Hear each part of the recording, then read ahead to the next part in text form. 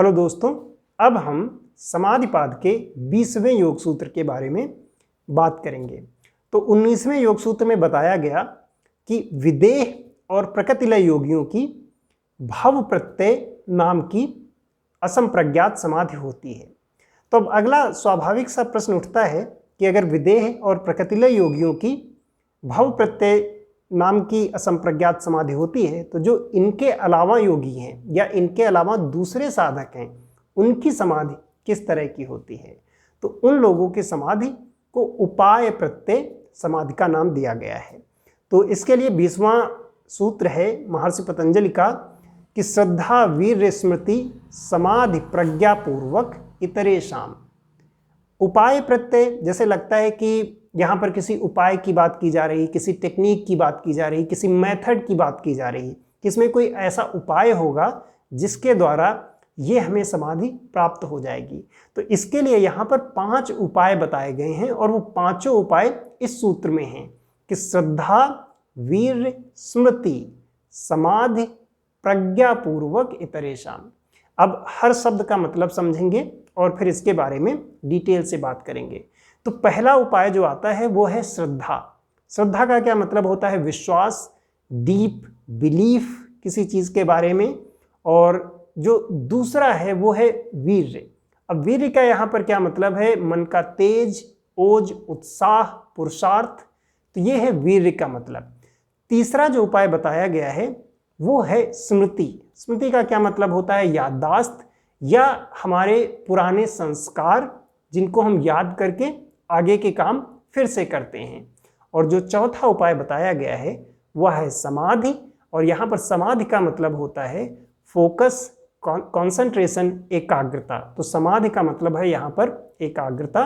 और जो 5वां उपाय बताया गया है उसे कहा गया है प्रज्ञा। प्रज्ञा का क्या मतलब होता है? उत्कृष्ट बुद्धि, हाईएस्ट लेवल ऑफ इंटेलेक्ट कह सकते हैं आप, इसको विजडम कह सकते हैं। तो ये 5 उपाय बताए गए हैं एक क्रम से।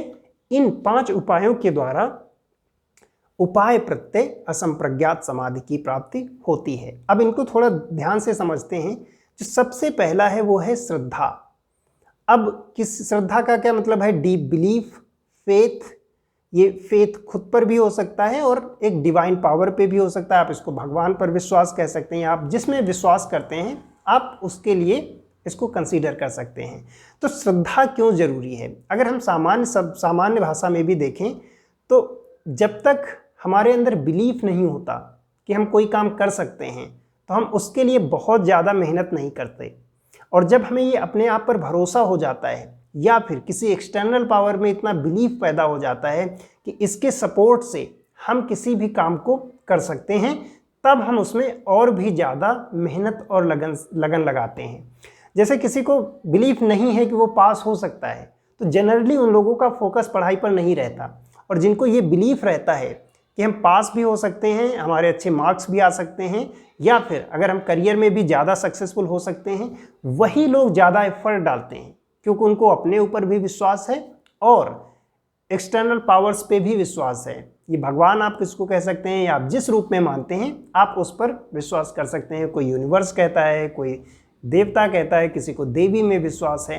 तो इसलिए पहला जो स्टेप बताया गया है या जो पहला उपाय बताया गया है उसमें श्रद्धा रखी गई है। तो यहाँ पर योगियों के लिए भी श्रद्धा बहुत इंपॉर्टेंट है, क्योंकि जो योगी बिलीफ रखते हैं कि वो इस मार्ग पर और आगे बढ़ सकते हैं, कि भले ही वो एक टेम्परेरी फेल्योर मिलता है बट उसके बावजूद उनके मन में विश्वास है कि वो आगे बढ़ सकते हैं, वही लोग ज़्यादा आगे तक जा सकते हैं। इसलिए पहला उपाय है श्रद्धा। अब जो दूसरा उपाय है वह है वीर्य। वीर्य का क्या मतलब है? उत्साह। अब जिसके अंदर उत्साह नहीं है किसी काम को करने का, तो वो तो मान के चलिए मरे हुए जैसा है। आप कुछ लोगों को देखते होंगे, उनको देख के लगता है कि ना उन्हें कुछ ज़िंदगी में पाना है, ना कुछ करना है, ना उन्हें किसी चीज़ को लेके एक्साइटमेंट है, बिल्कुल मरे हुए से रहते हैं, उत्साह मर गया है उनकी लाइफ में। तो ऐसे लोग ना तो पर्सनल लेवल पर आगे जा सकते हैं, ना तो प्रोफेशनल लेवल पर आगे जा सकते हैं। और अगर वो योग मार्ग पर भी आना चाहें, अगर उनके अंदर उत्साह ही नहीं है तो वो फिर आगे बढ़ेंगे कैसे? वो कैसे स्टेप्स फॉलो करेंगे? वो कैसे योग के मार्ग को अपना पाएंगे? इसलिए जो दूसरा उपाय बताया गया है वो है मन में उत्साह। जिसके मन में उत्साह है वही जीवन में आगे जा सकता है। कहते हैं कि उत्साह एक सबसे बड़ी पावर है जो आपको डे बाय डे आगे बढ़ाता रहेगा। तीसरा जो साधन यहाँ पर बताया गया है या जो तीसरा उपाय बताया गया है वह है स्मृति। अब स्मृति का मतलब क्या होता है? स्मृति का सामान्य शब्दों में तो अर्थ होता है याददाश्त बढ़ाना। जब हमारे अंदर श्रद्धा होती है, अपने अंदर विश्वास होता है और फिर हम उस मार्ग पर चलने के लिए तैयार होते हैं, हमारे अंदर उत्साह है। तो अब यहाँ पर स्मृति का क्या मतलब है कि हमारी याददाश्त और भी ज़्यादा बढ़िया होती जाना। अब इसको दूसरे शब्दों में ऐसे समझते हैं कि स्मृति का मतलब है कि हमारे पूर्व में किए गए कुछ संस्कार जो कि हमें बताते हैं कि हम किसी भी कार्य को कर सकते हैं। जैसे आपने योग की शुरुआत की, हो सकता है कि आपने आसन करना स्टार्ट किया हो, प्राणायाम करना स्टार्ट किया हो, यम नियम फॉलो करना स्टार्ट किया हो। कुछ दिन के बाद ऐसा होता है कि आपको लगता है कि ये आपसे नहीं हो पाएगा क्योंकि ये रास्ता बहुत कठिन है। कुछ दिन के बाद आप बंद कर देते हो। तो ऐसे समय में ये याद रखना जरूरी है कि क्या हमने कभी पहले ऐसा कोई काम किया है जिसमें मैं सफल हुआ हूँ। जैसे छोटा सा काम हो सकता है कि जब आप हाई स्कूल में थे, आप पास हो गए थे। वो आज आपको बहुत आसान लगता है, बट उस टाइम पर वो एक बहुत इंपॉर्टेंट चीज़ थी। एक उसका स्ट्रेस भी था, बाहर का भी फोर्स था कि हाई स्कूल है, हमें पास करना है, और आप उसको पास कर गए। अब या हो सकता है इसके अलावा आपने कभी जब फर्स्ट टाइम ड्राइविंग सीखी हो तो फर्स्ट टाइम लगता है कि गाड़ी कहीं जा सकती है, हम गियर की तरफ देखते हैं, हम क्लच की तरफ देखते हैं तो लगता है कि कितना कठिन है, और फिर हम देखते हैं कि बहुत सारे लोग चला रहे हैं तो हम भी चला सकते हैं। तो फिर धीरे धीरे कुछ समय के बाद ऐसा हुआ होगा कि आप इतनी आसानी से चलाना सीख जाते हैं कि आपको ये देखने की ज़रूरत नहीं पड़ती कब हमें क्लच देखना है, गियर चेंज करना है। आप सीधा चलाते हुए चले जाते हैं, आप गाने सुनते हुए भी चला सकते हैं। तो अब जब ऐसी कुछ चीज़ें हैं जहाँ पर आप सक्सेसफुल हो चुके हैं, आप उनको याद करिए। तो स्मृति का यही मतलब है कि जो हमने पिछले कुछ काम किए हैं, जो हमारे पिछले संस्कार हैं, जहाँ पर हमें सफलता मिली है, हम उनको याद करके टेम्परेरी फेल्योर को भूलते हुए जब हम आगे बढ़ेंगे तो हमारी स्मृति और ज़्यादा स्ट्रांग होती जाएगी। और जितना ज़्यादा हमारी स्मृति स्ट्रांग होती जाएगी उतना ही ज़्यादा हम आगे की तरफ बढ़ सकते हैं। और जब हमारी स्मृति स्ट्रांग होगी तो जो नेक्स्ट पॉइंट है, नेक्स्ट उपाय है, वहाँ पर आता है समाधि। यहाँ पर समाधि का मतलब है फोकस, कॉन्सेंट्रेशन। तो एक जनरल सा ऑब्जर्वेशन है कि जितना ज़्यादा हमें सक्सेस मिलती जाती है, हम किसी चीज़ के लिए उतना ज़्यादा फोकस्ड होते रहते हैं। थोड़ी सी सक्सेस मिलती है तो हमारा मन और ज़्यादा लगने लगता है।